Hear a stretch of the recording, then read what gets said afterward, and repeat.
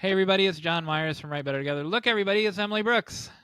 Hello, Jon Meyers. We're interrupting the internet, the entire internet, to tell them about something big.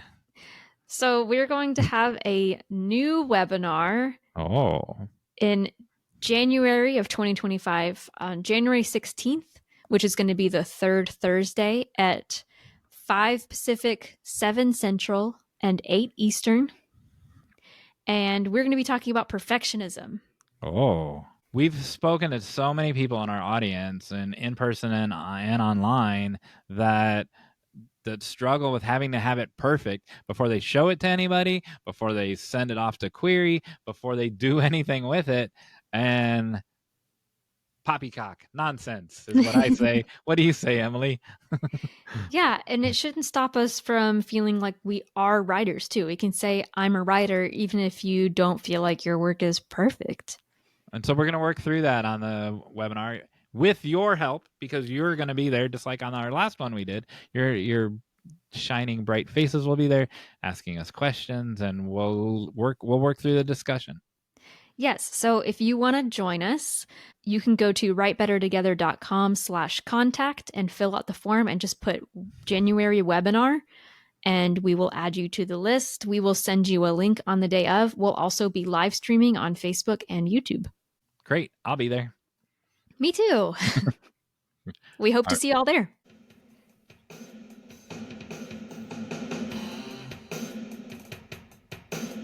Welcome everybody to Write Better Together. I'm Jon Meyers. Hey, look everybody, it's Emily Brooks. Hello, Jon Meyers. Hey. What are we talking about I love today? How your voice... What? Huh? I just love how your voice gets higher when you say that. What are you talking about today, Emily?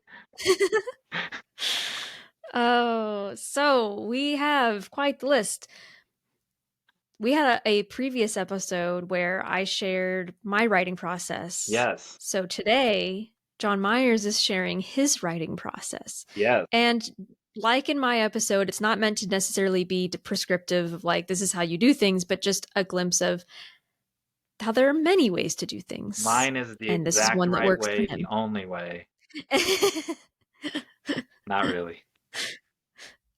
We are going to have listener responses. Before that, we're going to have a new call to action for you. Yep. We're going to have a Hey Jon Meyers segment where I teach Jon Meyers something. Oh my. And then we're going to have the final act where we play a silly game. If I look differently, that's because I'm on my phone. We've had guests on the phone before, and but they were always in their car. So I had to move all these bookshelves out into my car and the microphone. Oh, yeah. So it's freezing here. I'm actually sitting out in the car with these bookshelves and the microphone in front of me. Continue. It's actually what? It's actually one of those mini libraries behind you. Oh, yes. I'm in the bookmobile. Yeah. So, how'd you get out of your bubble? Well, my getting out of the bubble entails a viewer response as well. So I'm combining the two. I went to the mailbox. That's not a story. There you go. And I received a Christmas present from Alison Rayner, all the way in the UK. Aww. What a surprise, first of all. Second of all, it went through customs and it said soft toy. I'm like, what is that? What kind of, I'm not a, it's not, is it a cat toy or a dog toy? What is it? It is, look who it is. It's Paddington. Goodness. It's the tiniest little Paddington. And if you think that's something, Paddington had quite a journey to get here. Paddington got out of his bubble. So he did. I have 7. Like Flat Stanley. Do what? Like Flat Stanley. Now you got to send him around the world. He's been around the world. Yeah, that's true. Yeah. I have 7 pictures here to share with you of his journey. And no way. This is the final picture right here, so get used to that one. So here's picture number 1 of Allison and Paddington. They went to go see Paddington in Peru. here in America, Paddington in Peru, Paddington 3, doesn't come out until February. I think it's on Valentine's Day actually, or but it's been out since November there, and so Oh, so they're standing in front of the Paddington in Peru sign. It goes Paddington in Peru sign. Then there's a picture of them at Paddington Station. Then there's a picture of them on the Paddington bench and in Paddington Station. Then there's a wow. picture of them with the Paddington statue. Have you seen the Paddington statue in No, Paddington Station? Well, now you I'm have. about to. Now Yeah. you have. And then there's a picture of the engineer of the Great Western Railway who in 1954 made Paddington Station. Quit acting bored by my fascinating I'm story. so sorry. I just um, yawned. so in 1954, so we're on the 70th anniversary of Paddington Station, and so here's a picture of him, the engineer that engineered the building. I've been there, by the way. And last but not least, here is Allison again, waving goodbye with this little Paddington. Wasn't that wonderful? That's so fun. What a great gift. I know, it was perfect. How'd you get out of your bubble? It's been a couple weeks since we recorded, and so it feels like really hard for me to narrow it down. Mm. But I think the most exciting one is that I got to have and I will not show pictures for Jon Meyers' sake, but I did have my 21 or 20-week ultrasound and found out that I am having a boy. Why did you just faint? I fainted at the news. Just so excited. Yeah, because it was that's a revelation after 21 weeks.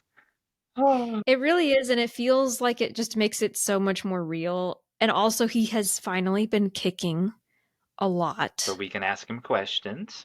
So we can ask him questions now. I haven't felt him yet, but like while sitting here, but it's just a fun time to like imagine and like we know now and I'm feeling him. It just feels a lot more real. I know. I read I'm all very about. I pregnant. read all about his fingers and his bones. Yeah, I told one of my friends he has bones. Yeah. I couldn't read anymore, or then I would have fainted again. Yeah, that post is not for you. I go into a lot of detail about pregnancy symptoms that I didn't expect. So, Speaking of which, I have some pregnancy symptom advice for you.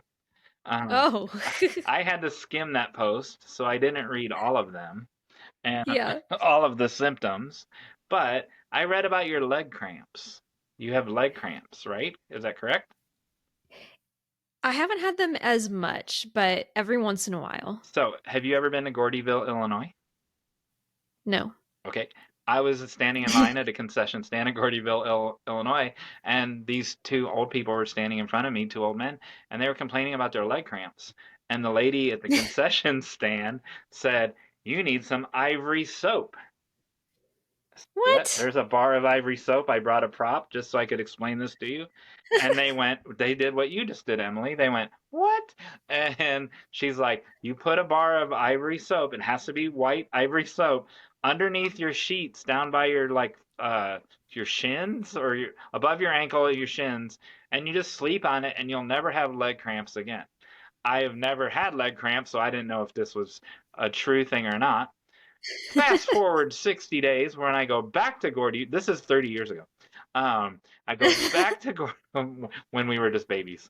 When we go Yeah. back to Gordyville, Illinois, and I hear the lady talk to one of those same guys 6 months later or 60 days later, and he's like, "I want you to know that advice you gave me about the Ivory soap works and my leg cramps are gone."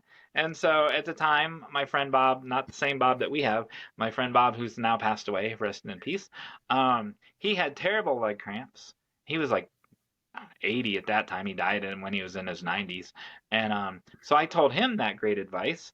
and he used it, and he didn't have leg cramps for his last 10 years. So I saw you said eat magnesium, but just put this under. This is, Yeah. I am not a doctor. This is not official prescriptive advice, but I know 2 different people now that has worked for. So let me just clarify, is it just sitting at the end of your bed, or are you specifically like laying your legs on it in a way that like fixes your posture, or like No, it's under like your sheet, so it's under it's your just fitted sheet and under the just sheet? in the general vicinity of your shins. There's no way you could So sleep you're like laying on it, if you can, but there's or no just way you next can to stay on it the whole night. So it. I'm glad it worked for some people. 2 people. I'm really curious about the science behind this soap. You'd have to go to Gordyville and ask the concession What stand is worker. in the soap? But that's a true story. Well, excellent. There you go.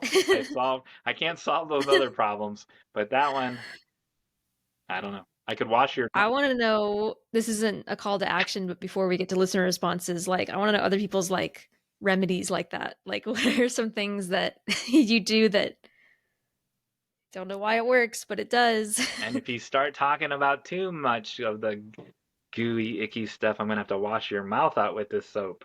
That'll solve everything. Yeah. You can't go into detail about symptoms because Jon Meyers will pass out. I'll faint for a 3rd time. Wonderful. Great. There's a new segment. Now that you know that you're having a boy, it will take 30 seconds every week. There's a new segment called Reasons My Kid is Crying. For the next however many weeks until your boy pops out, I'm going to give you reasons so you will be prepared of why your kid might be crying. And I'll make sure I only pick boy ones. This book is by Craig Pembroke. So here's the first installation of Reasons Your Kid is Crying. It's totally appropriate for our show. Right there. See that boy? Yeah. I broke his cheese in half. Oh. There you go. So be prepared. That's segment number 1. And we'll do that every week when we end the getting out of the little. Awesome. Love it. Don't say I didn't prepare you for this boy.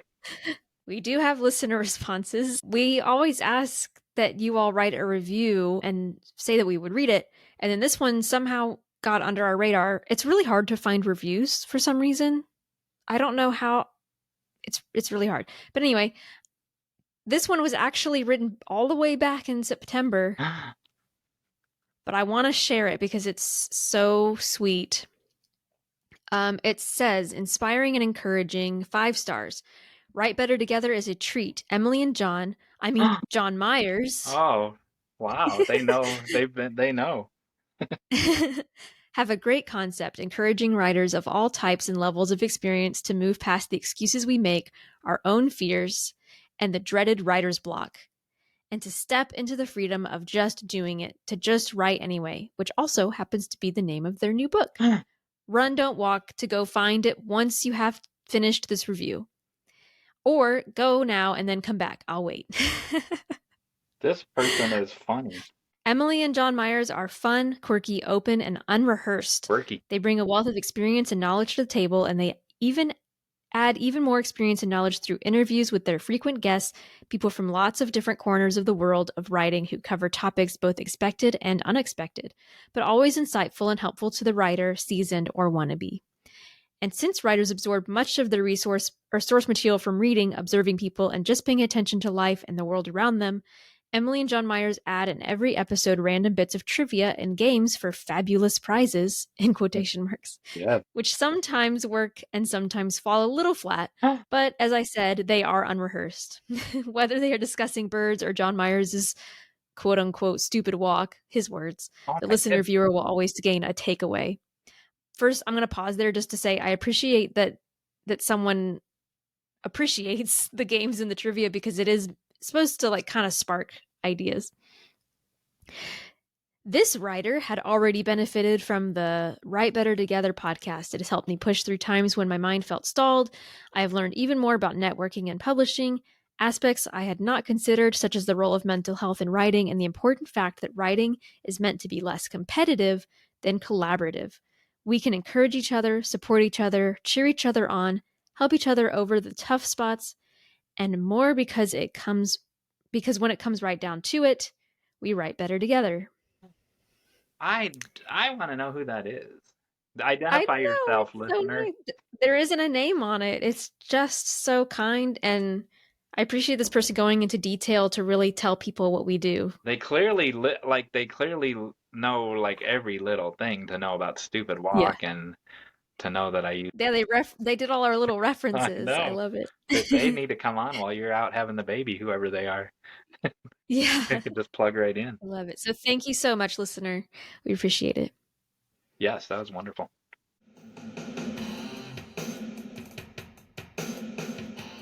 So, Jon Meyers. Yes. I talked about my writing process Oh, extensively. yes. So I want to know what you do. And I'm curious about if it's how it differs when you're writing screenwrite, like when you're doing scripts versus when you're doing novels, etc. But I'm going to let you just start that because you probably have a much better idea of where you're going. So first, well, I want to ask you a question because I like to turn the Oh, tables on you. We didn't talk about this. Before you talk about the writing process, the first step is what are you going to write next? And I actually have a system of how I decide what I'm going to write next. that's But good. how Yeah. did you decide? We talked about your novel. How did you decide you were going to write that next and not the next one or the next one? How did you decide? To be honest, it was I didn't have that many ideas. Like I had a Oh, scattering of ideas, but I didn't have any solid ideas going forward. So it wasn't like I had like 10 ideas and I was like, oh, which one am I going to do? It was, I've got these little snippets of ideas. How can I combine them and make them into, something interesting? And then I just kind of latched on to what excited me the most. you did mention that in the episode that you that you had got something from here and something from there and you put them together and Yeah. and you wanted to do this but instead it turned into this and Yeah. which I've read a whole chapter of your book by the way and Wow. I gave you a 5-star review on chapter 1. Oh, thank you. um so uh it's funny that you said 10 ideas because I keep a top 10 list of my Oh, next great. so future guest Kirsten Modulin scrolled through her phone of her 400 ideas that she has at all times. Yeah. I keep a top 10 list, and um, I've only varied from this once, and I will tell you about it now. And so, uh, of the next 10 things I'm gonna write, and then I don't add, and so I have more than 10 ideas, but Right. those 11 through 20 or 11 those are always just percolating, right? And so when I write number 1, 2 moves up into that spot, 3 moves up into number 2, 4 moves up into number 3, and like that. Yeah. The top 5, they just move up, and then that clears a space at number 10, and so then I stick which the next one in there. So there's always 10. Very cool. 1 through I like that. 5. What? Go ahead. I like that. I think that's a good system because I actually tend to get stuck with, oh, what am I going to write next? Like I don't always think about it when I'm writing something else. And so when I finish that, I get stuck before I start a new project because I'm like, well, I don't know what to start next. So I think that's a really good way of keeping the momentum going. Yeah, I already know the next one. And so 1 through 5 never shift positions, never have in 10, 15 years. And so when 1's done, number 2 moves up, everything moves up. Now, 6 through 10, they get to compete for spot number 5. Whatever I'm feeling, Mm, um, uh, what if I haven't done something for a while, like I haven't written the I had never written a thriller before, a supernatural thriller. So that moved up when it was down in the 6 through 10. That moved up because I wanted to hmm write something different that I hadn't written before. Um, and so those jockey for position for slot number 5. But I've never violated that until recently. I'm like something. You can already guess what it is because we've talked about it. Mm-hmm. Wasn't even in the top 10, but a certain celebrity screenwriter said I needed to have a Christmas movie in my portfolio. I didn't even have one in my top 10. And so not only did it leapfrog into the top 5, it'll be the next one I write or number 2. Because the next one I already had the next feature that I wanted to write. Um, like there's already research started on anything. So if someone wants to pay me to to write the Christmas one, then it'll leapfrog to number 1. If not, it'll I don't ever work on two things at once, so it'll Hmm. combat for the slot for number 1 because we've got books to write right now. Yeah, I know I'm a screenwriter, but we're too busy writing books for right now at the moment. Um, and which I'll talk about that in the second half of this part. So, since we had Judy Go Wong on after the episode, we talked a little bit about my Christmas movie idea, and it kind of made it more real Mm. because she loved it. So, um, and I think it's a brilliant idea, and Mm-hmm. so I can see it moving, even though I want to write the one that's in the first slot. I can see it moving into the first slot. All right, enough about that. Um, so when I start, this is how I start a script. Is that where you want me to start? Yeah. Okay. So I start with a log line. I Well, know wait a second. what? Can I actually ask? I'm sorry to interrupt. You have these 10 ideas. Yes, Can you briefly tell us where those ideas come from? my brain. That's, Um, I mean, it's a hard question. I feel like writers get asked it a lot, but no, I like, are there practices that you do to conjure those ideas up? Do you think about it just all the time? Like, is there a process? so that's a good question. It's a two-part answer. So, the script that I'm going to talk about, my writing process, is Meeting Alexander, and it's actually a prequel to a previous script, um, Writing Aristotle. Both have won awards like at Atlanta and made it to second round at Austin. Meeting Alexander made it to second round at Austin. So when I wrote, this is going to answer your question. Don't worry. When I Oh wrote no, right yeah. when I wrote Writing Aristotle, I did a ton of research about the turn of the century, 1903, 1908, just stuff that happened when electricity was going across America, when phone lines were going across America, because it played an important role in that outlandish rom com. That was a period that I wanted to write about. When I got done with it, I really liked character number 5. Her name is Constant, and I already knew about that time period, and so I'm like, I'm gonna write a prequel. So that was 1908, Writing Aristotle. I'm gonna write a prequel, even though the first one hadn't sold. Don't do this, people, because there's no reason to write a prequel or a sequel if the first one hasn't sold. Like, why are you doing that? And but I really liked this character. Her name is Constant, and so I'm like, I'm gonna give her her own movie. And so that was the impetus for that one. And what I didn't want to do a sequel with her. And so I went 5 years earlier. There's a married couple in the first one. And so I made the story ostensibly about how they met, right? And so Yeah. it's really not Constance's story, but she's still character number 5 in it. But she was my favorite character. Kind of like in Charlie Brown, how Marcy, Peppermint Patty's sidekick. Marcy, Yeah. like I just love Marcy. I think she's great. Yeah. And so Constance like her. She's not even in the top 4, but I like her. Um, and so and I already knew a lot about that world, and so I did that. And then after that, I was like, no one does this. Like no one the two stories are totally unrelated.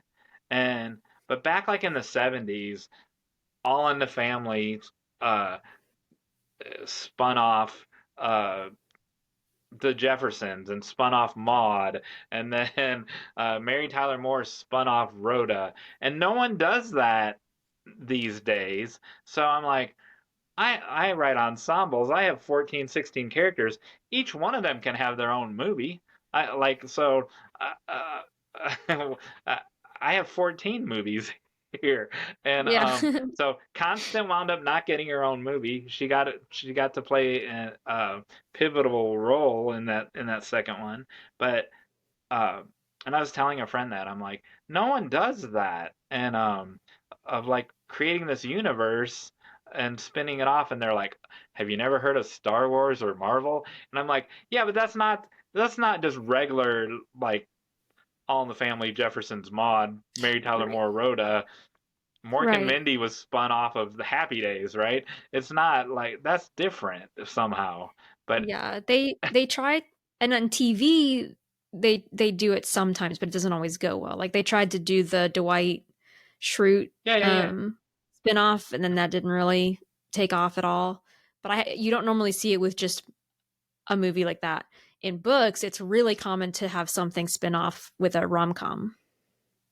Right. And then um so that's kind of the first half of your question is just wanted to explore this universe more of these Yeah. and it's not sci-fi or anything. It's just 1908 Pennsylvania and 1905 Pennsylvania. And then I wanted to do one at the turn of the century. So the next one was 1899 turning into 1900.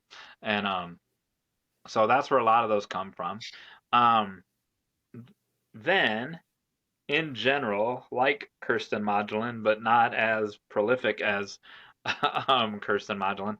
I just see stories everywhere, and Hmm. if it won't leave me, then it goes on that list on the Yeah. top 10 when it's ready. There, if it's not 11 through 30 are not written down anywhere. They probably should be, and but if it doesn't stick with me for a year, it doesn't wind up being Mm. in the tenth slot or until something moves up out of the way, and Yeah. so uh, All right. the one that I want and those can come from anywhere. The like uh, someone telling me I need to have a Christmas movie in a portfolio, right? So the one that's in the number one slot, if I don't do that one, is someone asked me to.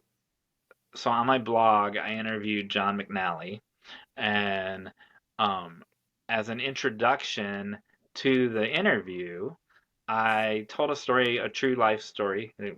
It it's not really dramatic enough to be in my memoir that I'm going to write in 2026. But a true life story about at a funeral, this lady that brought these cheese sandwiches, and like no one ate her cheese sandwiches, and I felt so bad for her. And No.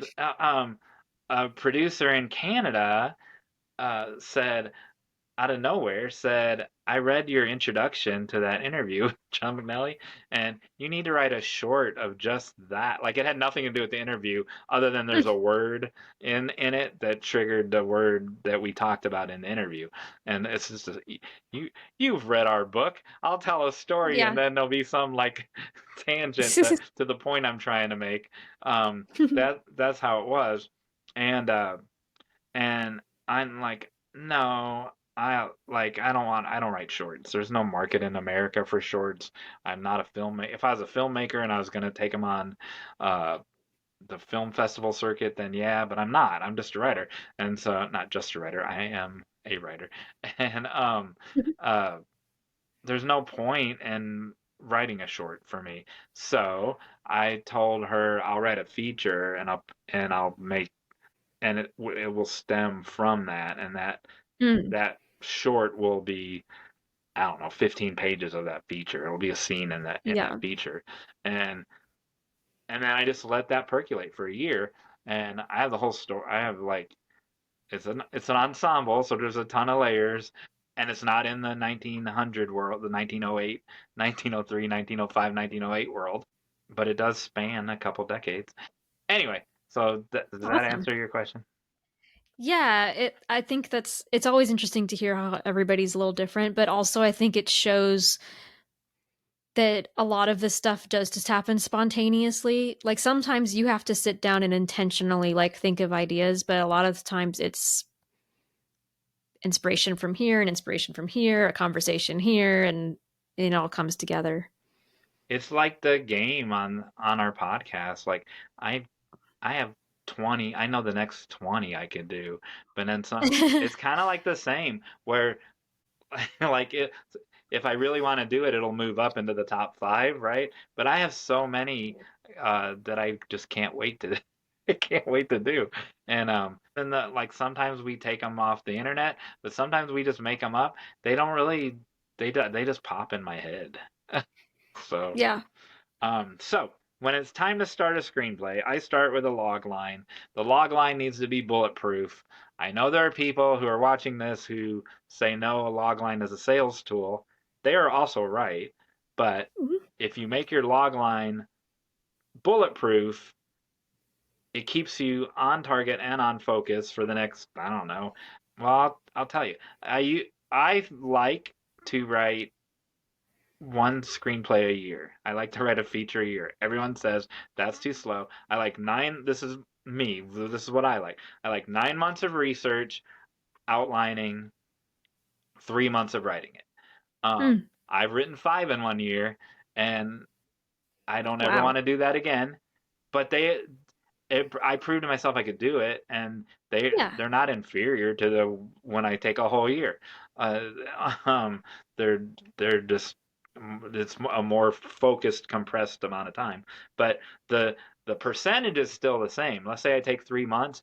It's 2 months of research and outlining, and 1 month of writing, and then revision or revision or revision. But so yes, a log line can be a sales tool, but that like you're not you're not worried about that when you're starting. You're worried about keeping your story on focus, in focus. And William Martell does the same thing. It's bulletproof. You tell people, you tell other professionals, you tell your friends because they're your friends and your relatives. They're the people that see it in the theater, right? Don't be like there's some people that say, well, they don't know anything. Yeah, they do. They see movies every day, and then you learn who gives you good advice and who gives you bad advice, and you don't ask the bad advice people anymore. But you just weed out the bad advice. But and we've workshopped log lines on here before. In a day, you can have a bulletproof log line. That there are people watching that who are shuddering, going, "I've worked on the same log line for 3 months." Well, but have you? Like if that's all you work on, you can do one in a day. Will it change 2 weeks from now? Maybe, but mine really don't change. And so, like I said, my process isn't for everyone. Mine really doesn't change. Any questions about that? Step one. That's it. Log line. I'll say that I didn't do that for the novel that I talked about, and I wish I had because if you remember, I had to keep doing revisions because I had to find like some of the focus of the story. Whereas the novel that I worked on most recently, I did do that. Funnily, it always ends up changing for me a little bit because and I want to be better. This one I didn't outline enough to make it, solid enough. So I wish I had done even more. But I did start with a log line and it was helpful for me to like have that image when I was starting it. All right. So after that, I do an outline, which like a regular outline, like you did did in school. 15 points, the main 15 beats. It's not the save the cat beats. It's not uh, the the same 56 note cards that Sid Field used. It's just my version of it.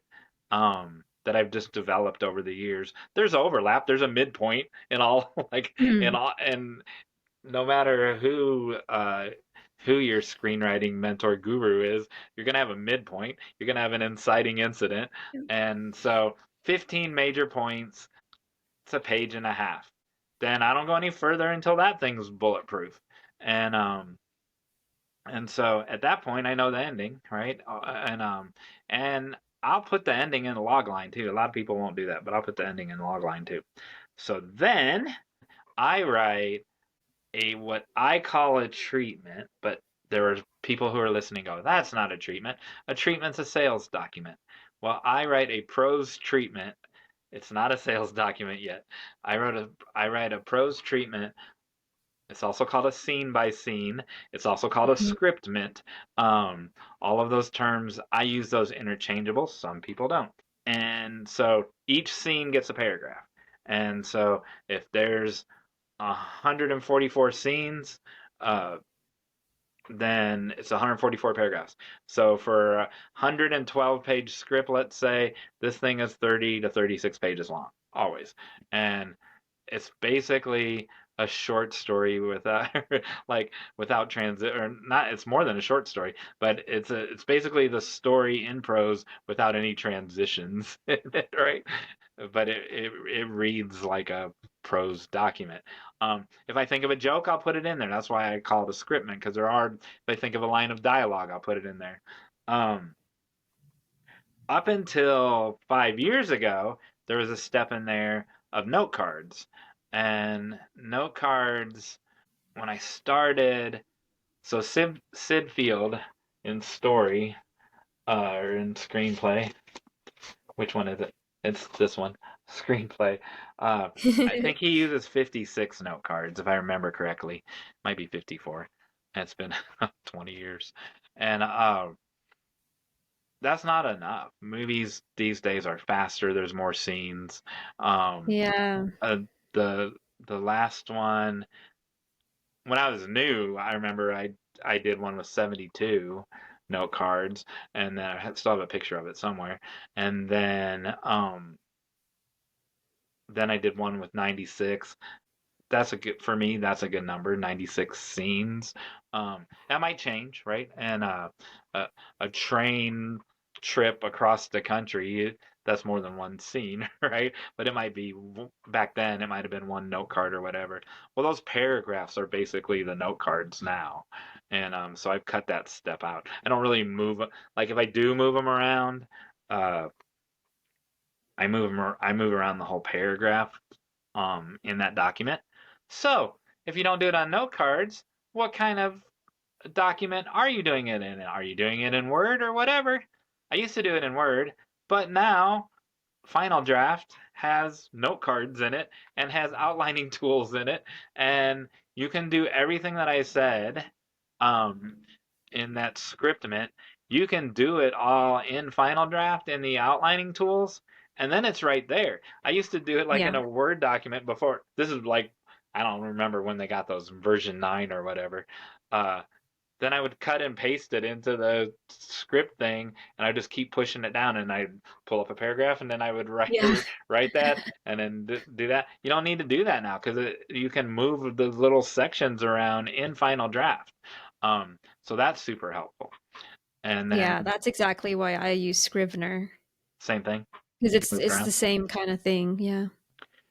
So when all that's done and it's time to pop open the screenwriting part of Final Draft, I get to have fun because all the heavy lifting, all the furniture moving, all that's done. And so I already know how it ends. I already know what's going to happen in the second half of Act Two. I know all the things already.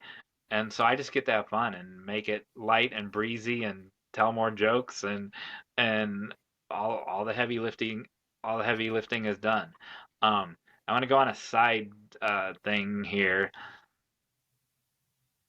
There's a In screenplays, you don't write them like a novel where you describe where every desk, and like I'll say you're describing an office. We'll use The Office for an example, right? Um, since you brought up Dwight. Uh, Yeah. in a novel, you would say, well, Jim's desk is here and Pam's desk is here, and you would explain where everything is. You don't really do that in Right. the screenplay. You say office, and then Yeah. if it's important to the plot, if Jim's desk has to be across from Dwight's, right? Then you would say that because they're Right. not shouting across the room, and but so if it's important for the plot, so I'm in between, and so um, every screenwriting guru would say that's too you're being too much like a novel. We don't need to know where all the desks are. No. I have 16 people. I need to know where the desks are. And it does matter when Bartleby pulls his uh, drafting chair from that desk and scoots it over by the girls' drafting. That all of that Mm-hmm. matters, and so there's a lot more detail in my screenplays and than in most screenplays. But there's not a wasted detail.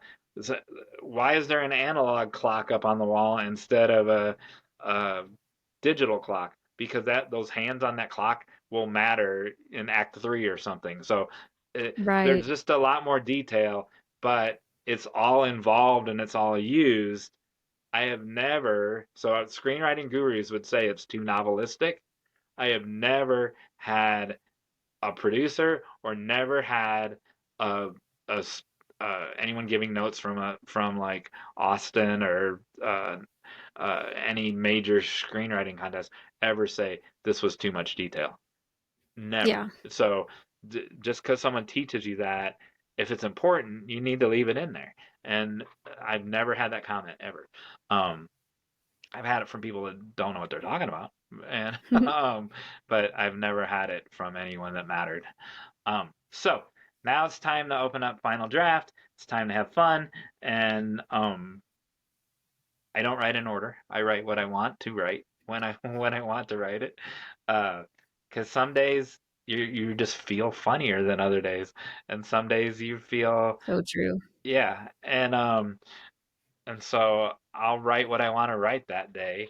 I usually do write the opening and then I write the ending because I like to Hmm. bookend them and I want to make sure it winds up where it started Yeah. and but the people have changed. There's been an arc and I want to be aware of that arc while I'm writing in the middle. Um, and then the amount that we've talked about time slotting on the show before, the amount of time you have that day also depends what I'm going to choose. If I only have an hour or two, and I type really slow, as Emily can tell you, um, uh, if you only have an hour or two, maybe I just want to do one light, funny scene or whatever. But if I'm doing the midpoint or if someone dies, I need the whole day. I need 8 hours, 12 Yeah. hours. Um, because it, uh, usually at the midpoint, I need the whole day. A death, I need the whole day. I wrote a scene where I don't know, character number six, she's a pole vaulter, and I needed the pole vaulting. I needed it to be beautiful. I needed that scene to be a work of art, and that took all day to get that right. But Mm. it's right now. So if it's something I know it's gonna take a long time, I need the whole day. Now for me, a whole day might be from 9 o'clock at night till 6 in the morning or till 5 in the morning, right? And because I'll work at night, and but I need that big chunk of time for anything major, and then there really isn't a I save this for last. It's just like all of a sudden after a Mm. couple months it's done. I've written everything on the outline is now, oh, I got to do this one more thing in act at the end of act 2 or whatever. And then I'll give it a once over, make sure it all flows, and then I let the beta readers start reading it. So I've over the years cultivated group of beta readers. One I've lost now, but she was like basically surface level proofreader, like when Brian Baker does his proofreading, right? To make sure that there's no punctuation, misspelling stuff. Kind of like what you did Yeah. to my chapters on my book, because I can have two spaces after a period and stuff like that. Um, for story, that one is the in a script, that one's the least important because the Hmm. other readers will also catch that stuff, but it's still nice to have that out of the way. And then I have a plot hole plugger upper, um, Tully Archer, I'll name her, and she does take clients every once in a while. Sometimes she doesn't because she's too busy. Sometimes she does, and she'll find things that they're like, this guy can't do that because of this thing that happened on page 30. And I'm like, dude, how did you like? I've lived with these people for 9 months, and you're so right. So as It's far a as I'm great skill. concerned, she's the best in the business of finding plot holes. And she doesn't give you prescriptive advice of how to fix them. Because a lot of people, well, why Mm, don't you have them do this? Or like, she won't do that. She'll just say, this, there's no story logic to this, da da da. And even if you spend a year with the thing, those you'll still have one. yeah. You'll still have one gaping. So I have another person who just loves my writing, and um uh like I don't know what's wrong with him. No, I'm kidding. But he acts like just like every word is golden, and so he's always my last reader. Because he will find things inadvertently that because it's 99% praise or 97% praise, but there'll be one or two or three things where like this didn't make sense to me when like this girl drowned. Why did she go to the end of the pier in the first place, right? And Hmm. so stuff like that, and he's always right. Like he's never questioned something that he wasn't right about. And I'm like, yeah, you know what? You're right. They're like she did it because she had to do it in this story, but you're 100% right. And Right. so he reads last, and then I'll do one last thing, and then it's done. It's time to move on to the next one. That's awesome. Questions? I don't really have a question, but I was thinking about the step where your scriptment is very similar to what Matthew Right. Huddleston, Dr. Huddleston does, His who we had on. his seven And layers. I've been inspired by that because that's what I didn't do. So I was like in the novel that I'm the most recent novel that I've been working on, I feel stuck because I didn't do that and I didn't solve all the problems ahead of time. So I can really see the benefit of get it all out, solve all those problems so that when you're writing you can just enjoy it and not keep getting stuck with, oh no, I can't get them out. Like, because even the last novel, the one that I talked about in my episode, I had a lot of fun writing it, but I kept getting stuck and going, well, I put them in a situation I don't know how to get them out of because I hadn't done that. And so I'm definitely inspired to do that from now on. Uh, uh, yeah, so let's talk about that for a little bit. So I started a novel 3 years ago, and it's still not finished.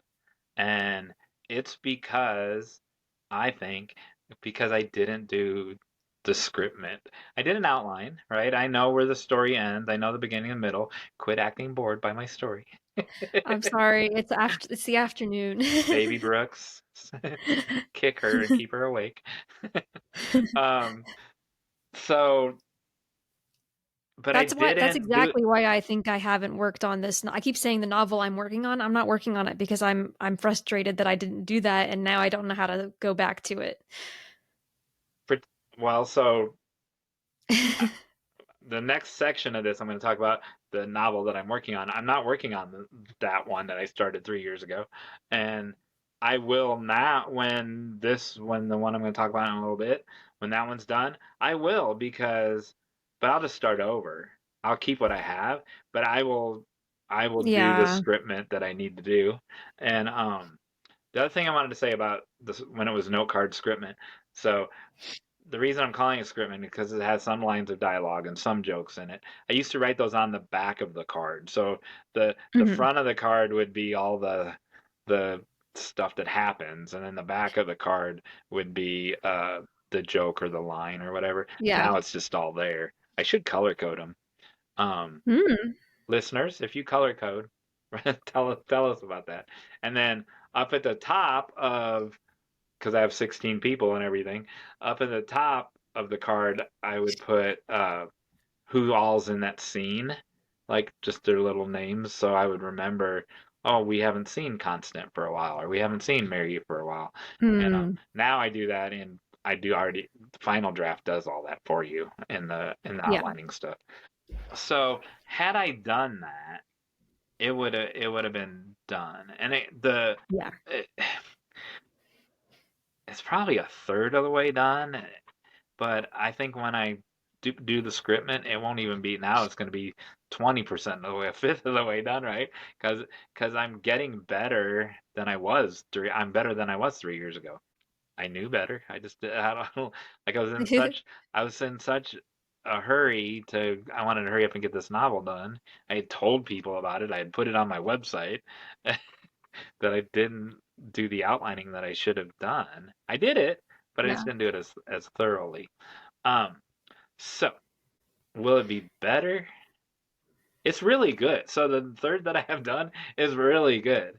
Um, it's hard to classify what it is, but I'm very proud of it. Remember when I told you on an episode I turned it into a book of poetry? I took chapters and pulled Yeah. paragraphs out and turned it into a book of poetry. Uh, nothing ever happened with that. Mm. When I submitted it, it didn't win or anything. But now I'm thinking, now it's two books. So Yeah. they're companions to each other. Anyway, so you ready for part two?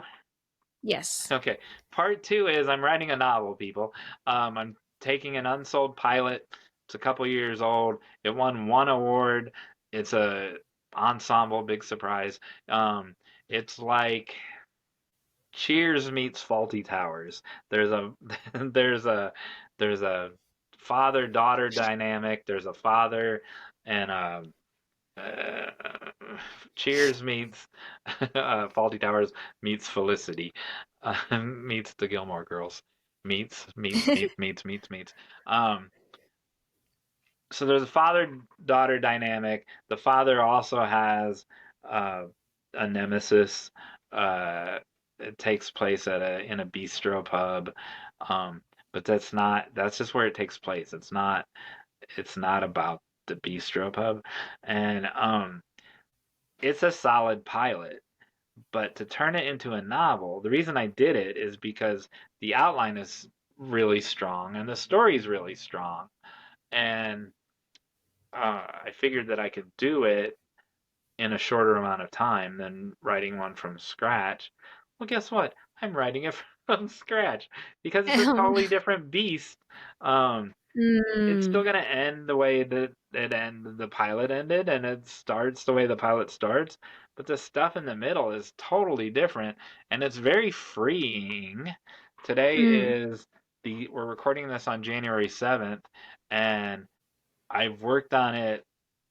I was gonna work on it every day of January, and it was gonna be done in January. That that's that's how convinced I was. So I've worked on it 4 out of 7 days. So there were 3 days I didn't even work on it, but I thought about it.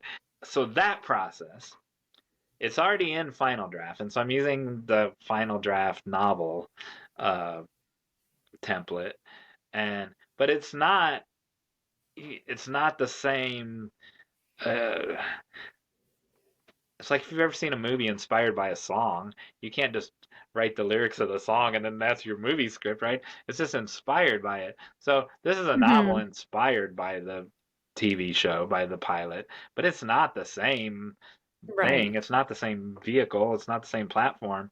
And so the outline it has to be totally different, which is what I'm working on now. And there's so much more opportunity. It's very freeing. Um, it's going to take longer than I had hoped, but it shouldn't take, even if it takes twice as long, it shouldn't take that much longer, I don't think, maybe. We'll find out. There are, here's a super way that it's freeing. Even though I do ensembles, I still have budget in mind when I'm writing a screenplay, right?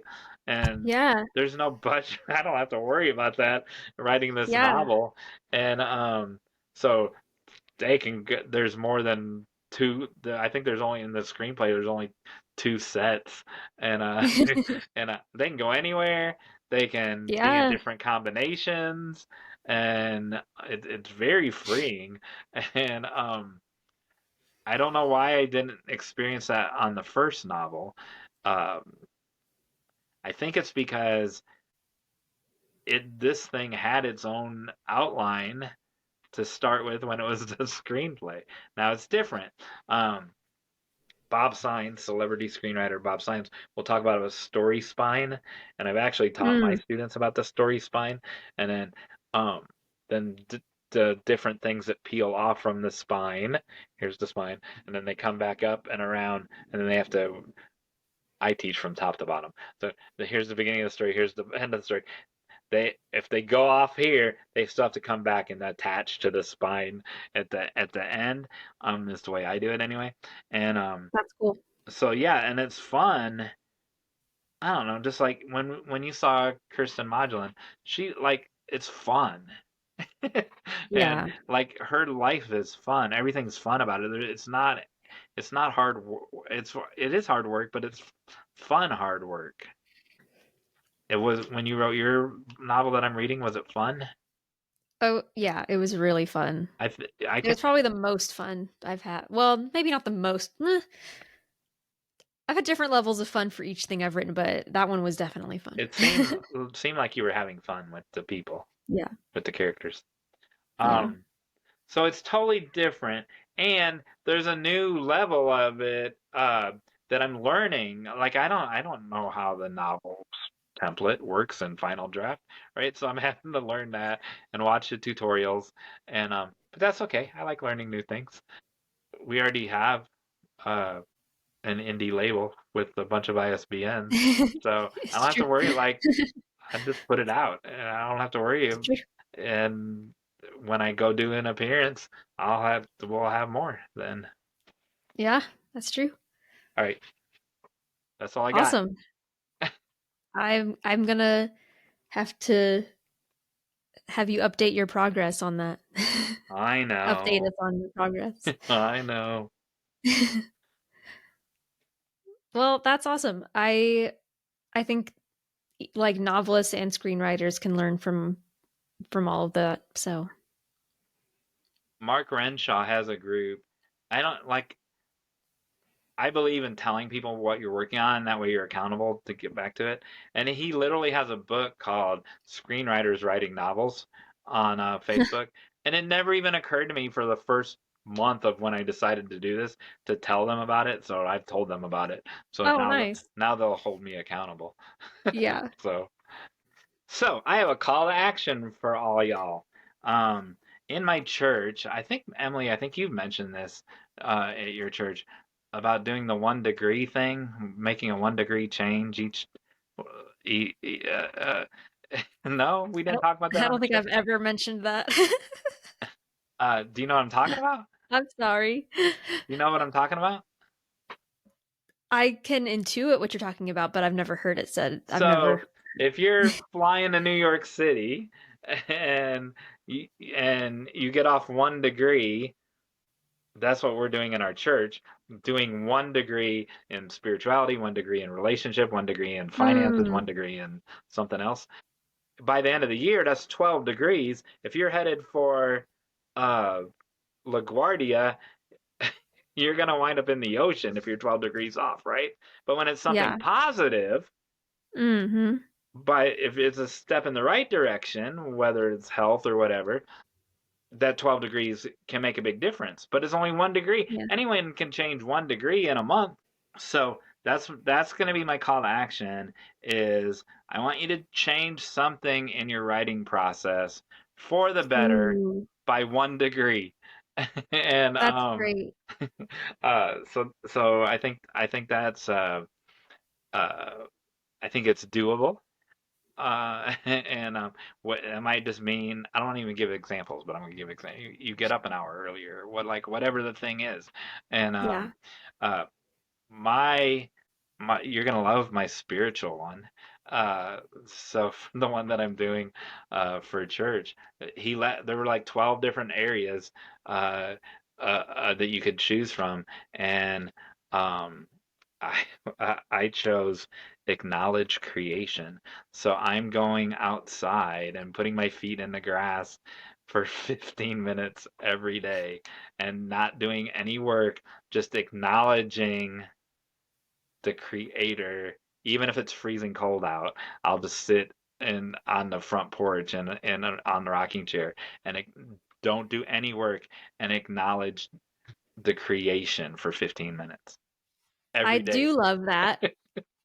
It's been hard for me to, because I'm usually like outside every day for a lot of the time, but when it's cold, I'm just like, nope. So I like that challenge. I like that a lot. So do your writing version of that. That's the call to action. Yeah, that's good. So let us know, listeners, what you are deciding to change. You can respond to our post on Facebook or Instagram or Twitter where we share this episode. You could respond in the YouTube comments, or you can go to Write Better Together /podcast, find this episode, the show notes of this episode, and respond there.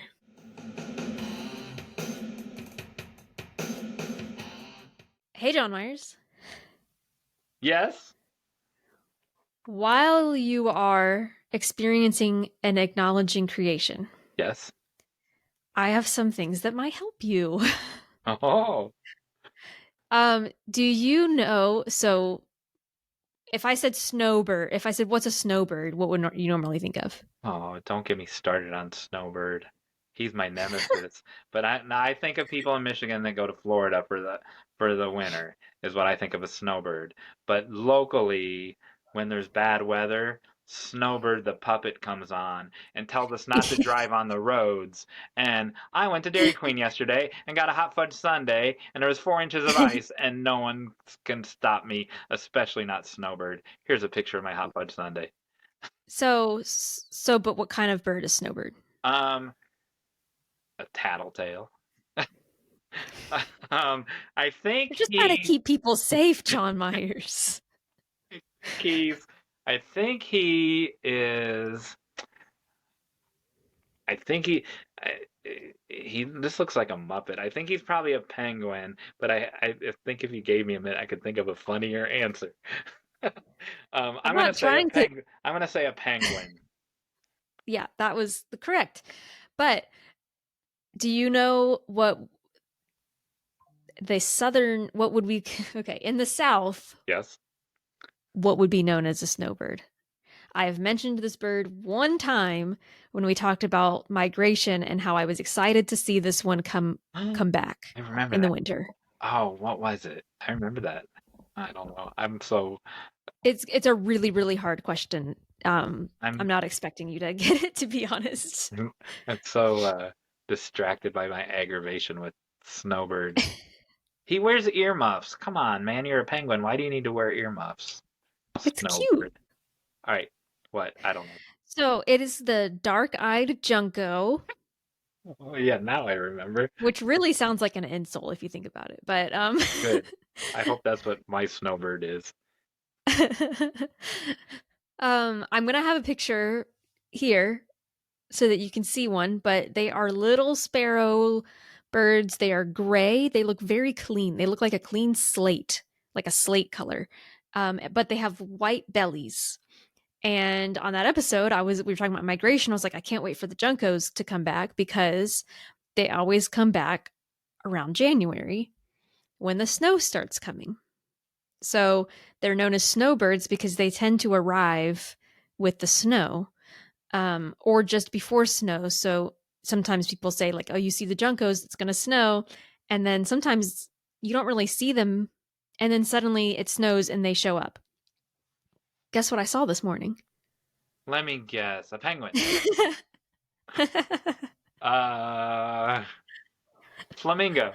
I shouldn't have asked. I saw a junco. Oh, a junco.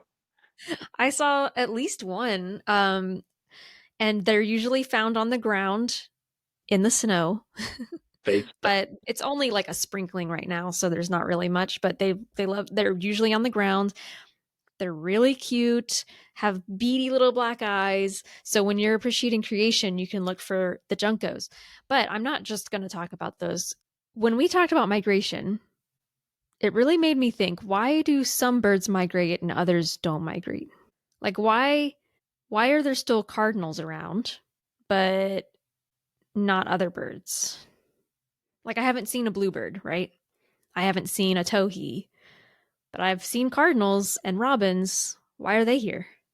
And I think I asked this on a previous episode. Are there birds that migrate not south? Are there birds that migrate? There are, right? Swallows. Well, I realized that we made Capistrano, they go west. Well, I realized in the episode we were like, well, of course they do in the summer, but I get that what you're saying is that even in the winter, do they go north? I didn't find any examples of that though. Okay. Can I ask one more question?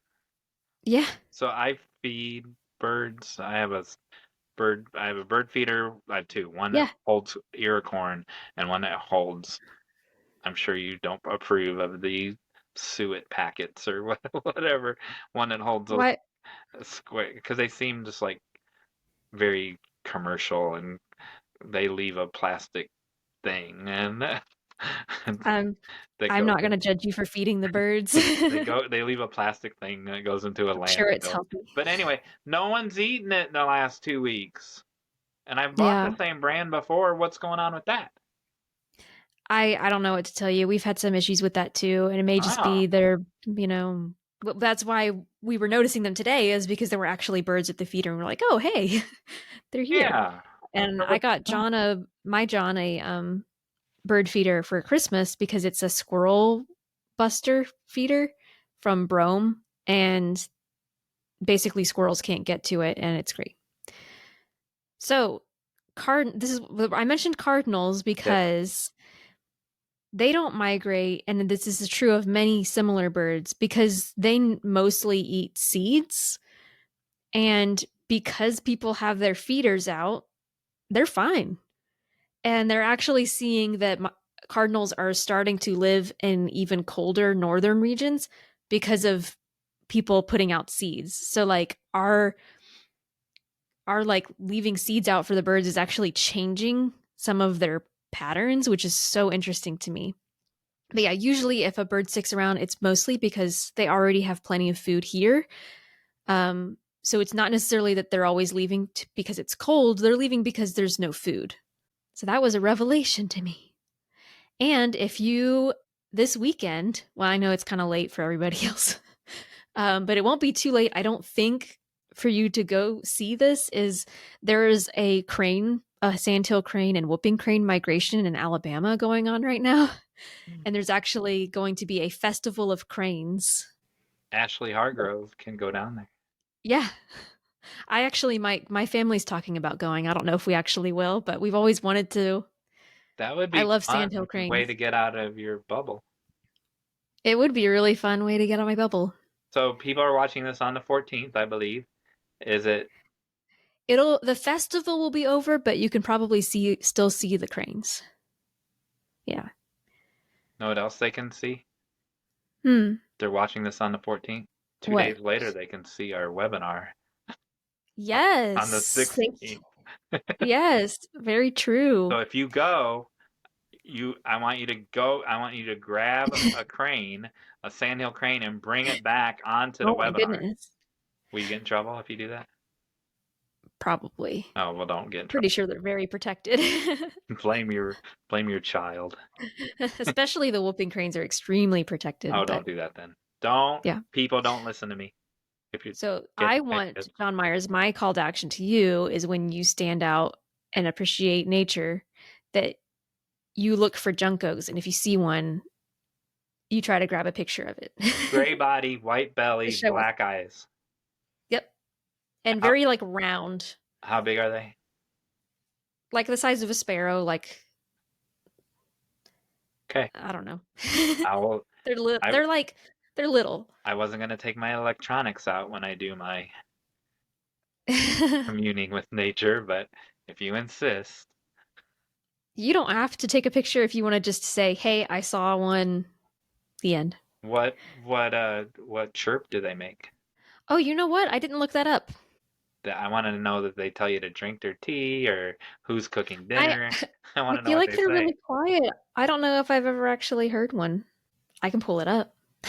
Bethany will be so glad because on the last webinar she pointed out we didn't mention any birds.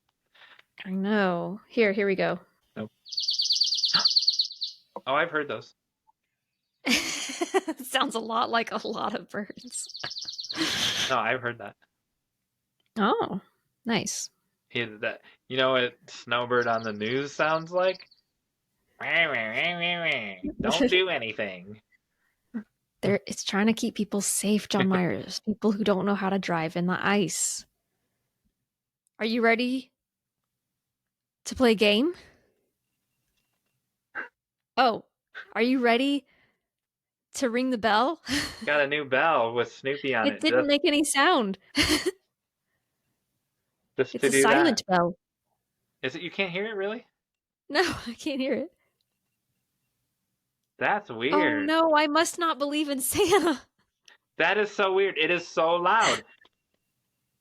And you can hear me. I hear like a single reverberation of a tinny sound. That's it. That is so weird. Wait, hold it further back. Okay, now more forward. I guess I don't believe in Santa. Oh man, it's so loud. That's so sad. It's ear-piercing.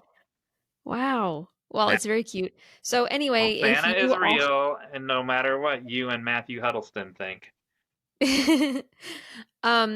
So if you all believe in Santa, then you can like and subscribe our podcast wherever you're listening. And just as we shared that lovely review earlier, you can share a rating and review for us, and that helps other people find us. And we appreciate it. Yep. Does this mean it's time for the final act? This one is called... Actually, I forgot to come up with the name for it. You will be playing for... The yawns are coming. Yawns are coming. This is a book by Christopher Eliopoulos, who is... This is the first book given to my baby. Apparently, Christopher hasn't been watching this episode because the yawns have already come and went this entire episode. It is very appropriate, and also I thought it would teach you what it feels like to be tired. I know. That's why you've been yawning the whole episode. I thought it was I thought it wasn't fascinating enough, but really you were subliminally influenced by those open, gaping mouths on that book cover. Just off screen. All right, I'm ready to play a game. I know that you told me to bring a drawing pen. Yes, so this is called Can You Draw It Blindfolded? But you don't actually have to be blindfolded. You can just close your eyes.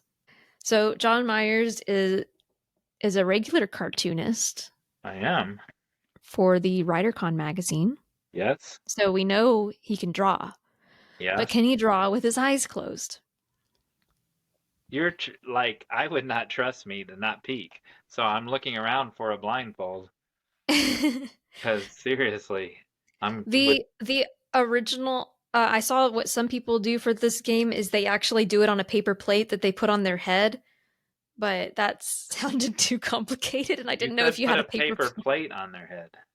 I don't know. A paper bag or a paper plate? A paper plate. And they draw on the plate. Oh, I'll do that. Oh, I mean, you can try to do that if you want. Hold, please. Okay, so like this or like this? Yeah. Which one? On your head. Like that. I'll make a fool out of myself for our viewers. All right, so I'm going to ask you to draw, and you're going to get points based on do not make this how many. Do not make this the screen capture for the beginning, please.